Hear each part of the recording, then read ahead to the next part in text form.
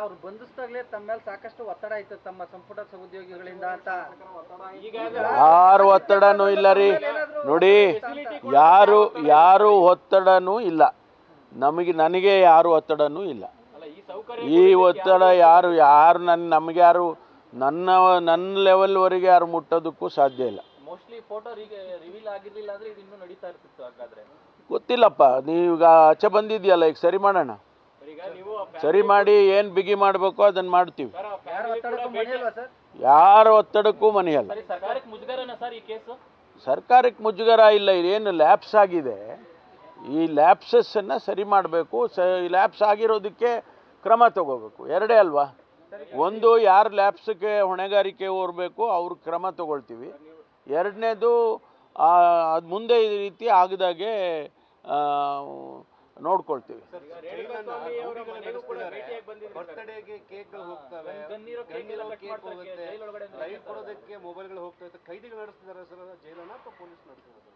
ನೋಡಿ, ಯಾವುದೇ ಅಂತ ಇನ್ಸಿಡೆಂಟ್ ಆದರೆ ತತ್ಕ್ಷಣ ಅದು ನಮ್ಮ ಹಿರಿಯ ಅಧಿಕಾರಿಗಳು ಅದನ್ನು ನೋಡಲೇಬೇಕು.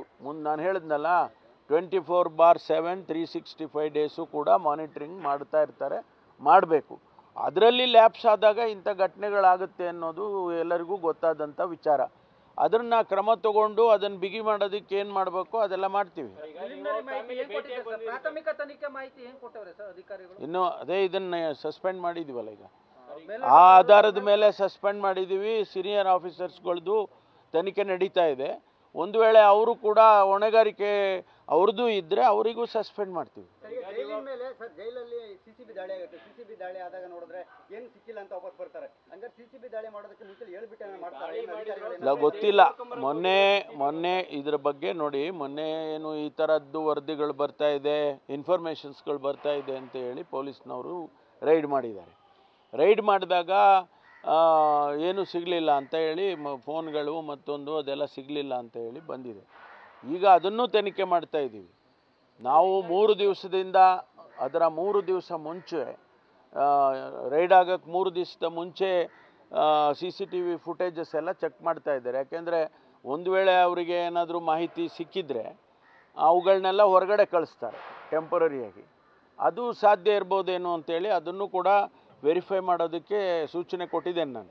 3 days ಬಿಫೋರ್ ನೀವು ರೈಡ್ ಆಗೋದಕ್ಕೆ 3 ದಿವಸ ಮುಂಚೆ ನೀವೆಲ್ಲ CCTVಗಳನ್ನು ಚೆಕ್ ಮಾಡಿ ಅಂತ. ನ್ಯೂಸ್ ಫಸ್ಟ್, ನಿರ್ಭೀತಿಯಿಂದ ನಿಮ್ಮ ಪರವಾಗಿ.